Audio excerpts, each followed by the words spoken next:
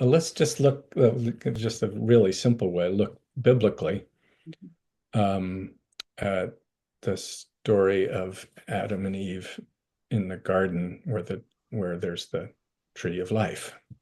So that's kind of symbolic presence of tree as, I mean, ancient understanding is tree as one of the creatures that links heavenly realms and earthly realms, with its branches reaching toward the sky and its roots reaching down deep into the earth. At the very, very end of the Bible, we return to the tree of life, the last chapters of the book of Revelation. When God descends to earth, people don't go to heaven. God descends to earth, and there is in the city is the river and the trees with the leaves of the nations. So the tree of life returns. In between, there's the cross, which is a tree stripped of roots and branches. It's the tree of life um, become a place of death, but also of transformation, or the beginning of transformation. So those are the most vibrant, indicate kind of sort of powerful connections of tree, not so much forest, in part because the tradition, I mean, the land of Palestine, Israel, is pretty dry. Yeah. They're not a lot of forests. Yeah. Yeah. So it's not a forest-based tradition in that way, but trees are really important.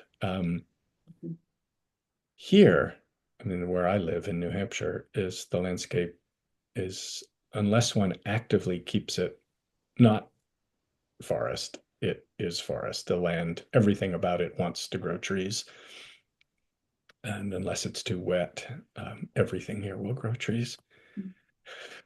So here, it's simply it's it's what we have, and there is, of course, forests being places in a European mythological sense where that are beyond that are the outskirts of civilization, where one leaves the village, one walks out of the cultivated areas, one goes beyond the fence and into the wild places where human ways no longer hold sway.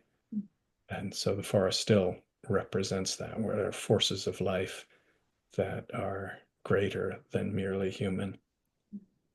Um, some people teach things like asking permission to walk into the forest, asking permission of the trees. I don't go along with that at all. I think we belong here. But we have to live into what does it mean to walk in and know that one is at home. That's another thing, I guess, that we do on Sundays is people walk in, they know they're in a sacred space.